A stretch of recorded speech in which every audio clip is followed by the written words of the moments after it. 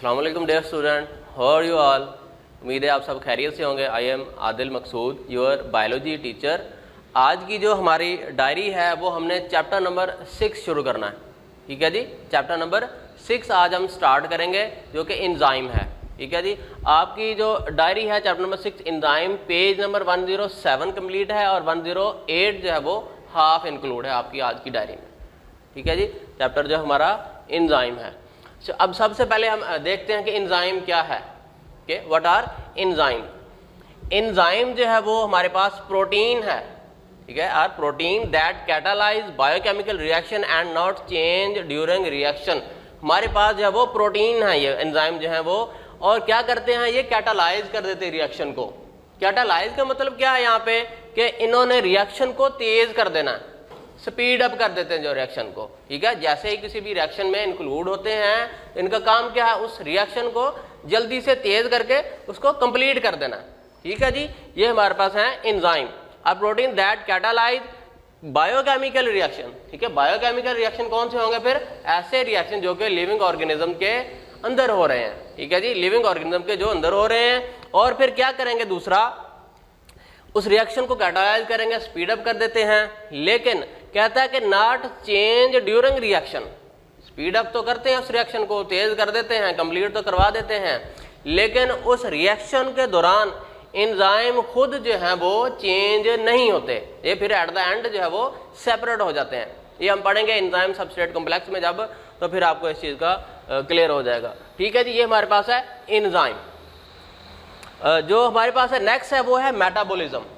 जो टर्म हमारे पास है कुछ इसी पेज पे, इंट्रोडक्शन है ये इसका, एंजाइम का। ये सारा जो है आज हम थोड़ा सा इसका इंट्रोडक्शन पढ़ेंगे। ठीक है, आज जो है ये इसका सिर्फ इंट्रोडक्शन है, बाकायदा टॉपिक जो वो फिर हमारे पास नेक्स्ट आएंगे। ये चीज़ें कुछ टर्म्स ऐसी हैं जिनके बारे में इंफॉर्मेशन आपको होनी चाहिए, आपको पता हो इन चीज़ों का। ठीक है, अच्छा नेक्स्ट हमारे पास है मेटाबॉलिज्म।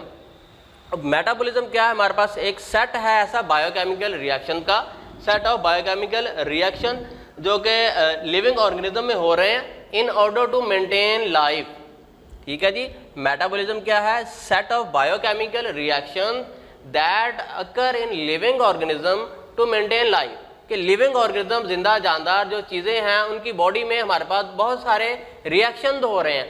वो रिएक्शन क्यों हो रहे हैं, ताकि उनकी ज़िंदगी जो है वो मुतवाज़न रहे। मेटाबॉलिज्म नहीं होगी तो उनकी ज़िंदगी में मुतवाज़न नहीं होगा, तवाज़न नहीं कायम रहेगा। ठीक है जी, मेटाबॉलिज्म हमारे पास ये चीज़ है, सेट ऑफ बायोकेमिकल रिएक्शन है। एक रिएक्शन नहीं हो रहा है, सेट है पूरा बायोकेमिकल रिएक्शन, एक से ज़्यादा जो है बायोकेमिकल रिएक्शन होते हैं हमारे पास मेटाबॉलिज्म में। अब क्यों हो रहे हैं, ताकि ऑर्गेनिज्म अपने आप को मेंटेन कर सके, ग्रो कर सकें, रिप्रोड्यूस कर सकें, अपना जो स्ट्रक्चर है उसको मेंटेन कर सकें। इसके लिए मेटाबॉलिज्म के प्रोसेस हो रहे हैं। फिर अब जो मेटाबॉलिज्म है ये फर्दर 2 कैटेगरी में डिवाइड है। मेटाबॉलिज्म जो हमारे पास है वो फर्दर 2 कैटेगरी में डिवाइड है। एक है एनाबॉलिज्म, दूसरा है कैटाबॉलिज्म। Anabolism and catabolism. अब एनाबॉलिज्म क्या है हमारे पास, क्या ऐसे रिएक्शन हमारे पास हैं जिसमें स्मॉलर मॉलिक्यूल मिलकर एक लार्जर मॉलिक्यूल बनाते हैं। ठीक है जी, क्या है, जिसमें स्मॉलर मॉलिक्यूल मिलकर क्या बनाएंगे, एक लार्ज मॉलिक्यूल बना देंगे। छोटे छोटे मॉलिक्यूल मिलकर हमारे पास एक लार्ज मॉलिक्यूल बनाते हैं। फॉर एग्जांपल के तौर पे अगर हम इसको देखें कि स्मॉलर मॉलिक्यूल हमारे पास कौन कौन से हैं और इकट्ठे होके वो मिलकर एक लार्ज मॉलिक्यूल कौन सा बनाते हैं, फोटोसिंथेसिस का प्रोसेस देख लें आप। ठीक है जी, फोटोसिंथेसिस। फोटोसिंथेसिस में क्या होता है, छोटे हमारे पास मॉलिक्यूल जैसे कि कार्बन डाइऑक्साइड हो गया, वाटर, ठीक है, और क्या, एनर्जी, लाइट एनर्जी यूज हो रही है और क्लोरोफिल यूज, और एट द एंड हमारे पास क्या बनता था, हमारे पास ग्लूकोज। ठीक है, ये क्या है, अब ये छोटे मॉलिक्यूल्स हैं, कार्बन डाइऑक्साइड है, वाटर है, फिर लाइट एनर्जी भी इन्हें मिल रही है। ठीक, और एट द एंड ये क्या बना रहे हैं, एक लार्जर मॉलिक्यूल बना रहे हैं जो कि ग्लूकोज है। ठीक है, अब यहाँ पे जो एनाबॉलिज्म में है वो हमने देख लिया कि फोटोसिंथेसिस का प्रोसेस है, छोटे मॉलिक्यूल मिलकर एक लार्जर मॉलिक्यूल बना रहे हैं, ये हमारे पास कहलाता है एनाबॉलिज्म। जबकि कैटाबॉलिज्म क्या है, ये इसके उलट है। कैटाबॉलिज्म में जो लार्जर मॉलिक्यूल हैं उनकी ब्रेक डाउन होगी।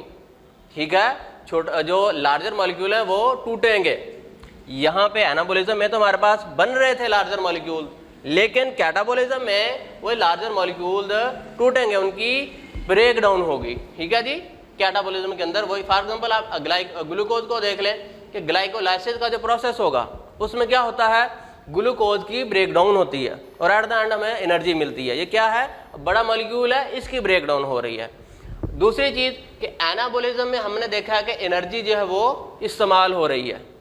लाइट एनर्जी थी, लेकिन लाइट एनर्जी हर किसी में नहीं होगी, वो तो इस रिएक्शन में स्पेसिफिक है, लेकिन एनाबॉलिज्म में एनर्जी इस्तेमाल हो रही है और कैटाबॉलिज्म में जो है एनर्जी रिलीज हो रही है। ठीक है, ये भी दो डिफरेंस है इसमें। डिफरेंशिएट बिटवीन एनाबॉलिज्म और कैटाबॉलिज्म आ जाए तो आपने डेफिनेशन इसकी लिखनी है और इसके लिखने के बाद फिर दोनों चीज़ें बतानी है। 2 पॉइंट आपकी बुक में ऐड हैं कि भाई एनाबॉलिज्म जो है इसमें एनर्जी यूज हो रही है, अब के कैटाबॉलिज्म जो है वो इसमें एनर्जी रिलीज हो रही है। ठीक है, अच्छा, अब इसके अलावा हमारे पास 2 और टर्म्स हैं जो सबस्ट्रेट और प्रोडक्ट। सबस्ट्रेट है और प्रोडक्ट है। अब सबस्ट्रेट क्या है, प्रोडक्ट क्या है? सबस्ट्रेट हमारे पास ऐसे मॉलिक्यूल्स हैं जिनके ऊपर एंजाइम एक्ट करता है। ठीक है, those molecule in which enzyme act. For example ये अगर मैं आपको ये शो करवाऊं एग्जांपल के तौर पे, यही हमारे पास फोटोसिंथेसिस का रिएक्शन अगर शो करवाऊं तो ये, ठीक है, ये क्या है हमारे पास, एंजाइम ने फॉर एग्जांपल इन पे एक्ट करना है, एक्ट करेगा। ये हमारे पास जो हैं प्रोडक्ट मॉलिक्यूल्स हैं, ये हमारे पास कहलाते हैं सबस्ट्रेट। ठीक है जी, ये वाले जो मॉलिक्यूल्स हैं एंजाइम, ये कहलाते हैं सबस्ट्रेट। इन पे एक्ट करने के बाद एंजाइम इनको कन्वर्ट कर देता है, चेंज कर देता है, जिस मॉलिक्यूल में भी चेंज करे। ठीक है, फॉर एग्जांपल ये किस में चेंज हुआ है, ग्लूकोज में। अब इनको हम कहते हैं प्रोडक्ट। ठीक है, जिस पे एंजाइम ने एक्ट किया वो हमारे पास कहला रहे हैं सबस्ट्रेट। एक्ट करने के बाद एंजाइम इनको कन्वर्ट कर देता है और मॉलिक्यूल में, जिसको हम कहते हैं प्रोडक्ट। वो जो भी हो यहाँ पे रिएक्शन पे डिपेंड करता है। ठीक है जी, ये हमारे पास डिफरेंट आ गया बिटवीन सबस्ट्रेट एंड प्रोडक्ट। ठीक है, वो वाली मॉलिक्यूल जिनके ऊपर एंजाइम एक्ट कर रहा है वो हमारे पास सबस्ट्रेट कहलाते हैं। एक्ट करने के बाद जो बन जाता है हमारे पास प्रोडक्ट कहलाता है। ठीक है जी, ये हमारे पास हो गया सबस्ट्रेट और प्रोडक्ट। अच्छा, एक और टर्म इसमें है बायोकैटालिस्ट। एंजाइम में यूज हुई है कि बायोकैटालिस्ट क्या है। कैटालाइज का मतलब मैंने आपको बता दिया, कैटालाइज कैसे कहते हैं कि जो कि स्पीड अप कर देता है। बायोकैटालिस्ट भी यही चीज है। ठीक है, बायोकैटालिस्ट क्या है, those molecule which speed up the biochemical reaction. ठीक है जी, बायोकैटालिस्ट क्या है, those molecule which speed up the biochemical reaction. ये हमारे पास हो गए एंजाइम हमने पढ़ लिया है। मेटाबॉलिज्म देखा क्या है, एनाबॉलिज्म, कैटाबॉलिज्म और सबस्ट्रेट और प्रोडक्ट। ठीक है, अच्छा, यहाँ पे एक चीज आपको बताता चलूं, साइड बॉक्स दिया हुआ है कि मेटाबॉलिज्म का जो कंसेप्ट है सबसे पहले इब्ने नफीस ने दिया था। ठीक है, मेटाबॉलिज्म का जो कंसेप्ट है वो सबसे पहले इब्ने नफीस ने दिया था। इसका मतलब ये ग्रीक वर्ड है। ठीक है, ग्रीक वर्ड है जिसका मतलब है चेंज। इसका क्या मतलब है जी, चेंज। मेटाबॉलिज्म एक ग्रीक वर्ड है जिसका कंसेप्ट जो इब्ने नफीस ने दिया था, जिसका मतलब है चेंज। उसने क्या कहा था कि हमारी बॉडी में या बॉडी पार्ट्स में रिएक्शन होते रहते हैं, चेंज होता रहता है, तब्दीली आती रहती है। ठीक है जी, ये कंसेप्ट जो है वो मेटाबॉलिज्म का सबसे पहले इब्ने नफीस ने दिया था। इसके बाद आगे फर्दर मूव करते हैं हम। नेक्स्ट हमारे पास है एक्टिवेशन एनर्जी। ठीक है, नेक्स्ट हमारे पास है एक्टिवेशन एनर्जी। अब ये क्या है, हमारे पास मिनिमम अमाउंट ऑफ एनर्जी जो कि रिक्वायर है किसी भी रिएक्शन को कंप्लीट करवाने में। ठीक है जी, it is a minimum amount of energy which is use to start a reaction. किसी भी रिएक्शन को स्टार्ट करने के लिए जो हमें कम से कम एनर्जी चाहिए वो कहलाती है एक्टिवेशन एनर्जी। जो सेकंड लास्ट पैराग्राफ है आपकी बुक पे 107 पेज पे, वहां से शुरू हो रही है इसकी डेफिनेशन। ठीक है, minimum amount of energy which is required to start a reaction. अब इसकी जरूरत क्यों है, नीड फॉर एक्टिवेशन एनर्जी, ये क्यों जरूरी है एक्टिवेशन एनर्जी। यहाँ पे मैंने डायग्राम से आपको जो है वो ग्राफिकली शो करवाया हुआ है कि अगर एक्टिवेशन एनर्जी के बगैर रिएक्शन करवाएं तो उसको कितना टाइम लगता है। अगर एक्टिवेशन एनर्जी जो है वो हो तो हमारे पास फिर जो कितना वक्त लगता है। ठीक है, यहाँ पे जैसा कि आप देख सकते हैं, यहाँ पे ये सबस्ट्रेट है, इसने चेंज होना है प्रोडक्ट में। ठीक है जी, फॉर एग्जाम्पल ये सबस्ट्रेट यहाँ पे पड़ा हुआ है, इसने चेंज होना है प्रोडक्ट के अंदर। लेकिन यहाँ पे क्या मैंने शो किया, जो ब्लू लाइन आपको जाहिर की हुई है, यहाँ पे ब्लू लाइन लगी हुई है, इसमें क्या नजर आ रहा है, यहाँ पे लिखा है मैंने साइड पे, ये जो इतना है कि एक्टिवेशन एनर्जी विदाउट एंजाइम। अगर एक्टिवेशन एनर्जी विदाउट एंजाइम हम करें तो एंजाइम को शामिल ना करें इसमें एक्टिवेशन एनर्जी को, तो ये रिएक्शन जो है वो कब कंप्लीट होता है, सॉरी ये जो है वो ऊपर वाला एक्टिवेशन एनर्जी विदाउट एंजाइम, जो रेड लाइन लगाई हुई है, देखें अब विदाउट एंजाइम हम कंप्लीट करवा रहे हैं तो टाइम ज्यादा लग रहा है। विदाउट एंजाइम सबस्ट्रेट को प्रोडक्ट में चेंज कर रहे हैं तो ये रेड वाली लाइन आपको शो हो रही है, तो इसमें ज्यादा टाइम लग रहा है। लेकिन जैसे ही हमने एक्टिवेशन एनर्जी को एंजाइम के साथ ऐड करवाया तो क्या हुआ, वही टाइम जो हमें ज्यादा लग रहा था वो शॉर्ट हो गया, कम हो गया। ठीक है, ये इसका फायदा है फिर कि जैसे इसको इंक्लूड करेंगे तो टाइम भी कम कर देगा। ये हमारे पास हो गया एक्टिवेशन एनर्जी। नेक्स्ट क्वेश्चन है आपका जो लास्ट पैराग्राफ है इसी पेज पे कि how enzyme lower the activation energy.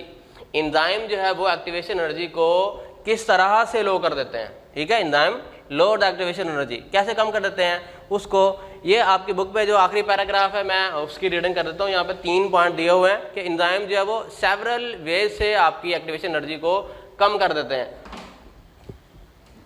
सबसे पहले नंबर 1 पॉइंट पे देखें इसको, they may alter the shape of the substrate and reduce the requirement of energy for this change. क्या कर देना इन्होंने जी, may alter the shape of substrate, जो सबस्ट्रेट होगा उसकी शक्ल ही चेंज कर देनी है according to requirement of energy for this, कि जिस तरह की रिक्वायरमेंट है रिएक्शन को उस तरह की शेप उसकी कर देनी है ताकि रिएक्शन क्या हो, जल्दी से कंप्लीट हो। नंबर 1 पॉइंट ये हो गया। Some enzyme do so disrupting the charge distribution on substrate. क्या करते हैं, जो चार्ज है उसको अलग कर देते हैं। कुछ एंजाइम जो सबस्ट्रेट के ऊपर चार्ज है उसको सेपरेट कर देते हैं, डिसरप्ट कर देते हैं, जिसकी वजह से भी एक्टिवेशन एनर्जी कम हो जाती है और वो रिएक्शन जल्दी से कंप्लीट हो जाता है। नंबर 3 पॉइंट देखें, एंजाइम में also lower activation energy by bringing substrate in the correct orientation to react. कि भी एंजाइम ने सबस्ट्रेट को उस सिमत में ले आना है जहां पे एक्ट कर रहा है एंजाइम, ताकि रिएक्शन जो है ये भी हमारे पास जल्दी से कंप्लीट हो जाए। ठीक है, ये आपका 107 पेज पे लास्ट पैराग्राफ है उसका, ये यहाँ पे आंसर है। ये 3 पॉइंट आपने करने हैं। नेक्स्ट जो हमारे पास है, कुछ एंजाइम को जो फिर है वो कैटेगरीज फर्दर 2 कैटेगरीज में डिवाइड किया गया है। फर्दर 2 कैटेगरीज में डिवाइड किया गया है। किस बेस पे डिवाइड किया गया है, उसकी साइड की बेस पे कि किन किन जगह पे एंजाइम जो है वो एक्ट कर रहे हैं, किन किन जगह पे। अच्छा, यहाँ पे 2 कैटेगरीज हैं, एक है इंट्रासेलुलर एंजाइम, ठीक है, जो कि सेल के अंदर एक्ट करेंगे। Intracellular enzyme those which act on the inside of cell, जबकि एक्स्ट्रा सेलुलर एंजाइम जो है वो आउटसाइड ऑफ सेल एक्ट कर रहे हैं। ठीक है जी, इंट्रासेलुलर एंजाइम जो कि सेल के अंदर एक्ट कर रहे हैं, जबकि extracellular outside of cell act करेंगे। एग्जांपल जो है इसके हम देखते हैं कि ग्लाइकोलाइसिस का जो प्रोसेस है, ग्लाइकोलाइसिस का जो प्रोसेस है उसके एंजाइम कहाँ पे पड़े हुए हैं, साइटोप्लाज्म के अंदर पड़े हुए हैं। ठीक है, फॉर एग्जांपल अगर ये सेल में यहाँ पे ड्रा करूँ, ये क्या है, सारा साइटोप्लाज्म है, यहाँ पे प्रोसेस होना है ग्लाइकोलाइसिस का, तो इसके एंजाइम कहाँ पे पड़े हुए हैं, इसके साइटोप्लाज्म के अंदर। ये आपके पास एग्जांपल है इंट्रासेलुलर एंजाइम की, जबकि एक्स्ट्रा सेलुलर एंजाइम जो है वो पेप्सिन के इसकी एग्जांपल है। ठीक है, पेप्सिन क्या हमारी स्टमक कैविटी में एक्ट करता है, हमारे मैदे में आके ये रिलीज होता है और क्या करता है, फिर ब्रेक डाउन करता है फूड की। स्पेसिफिक क्या है, क्या ब्रेक डाउन करता है पेप्सिन, जो इसका काम है प्रोटीन की ब्रेक डाउन है। ठीक है, पेप्सिन यहाँ पे जो है वो इनएक्टिव फॉर्म में रिलीज होता है, सिक्रीट होता है, और इसकी एक्टिव जो फॉर्म है वो पेप्सिनोजन है।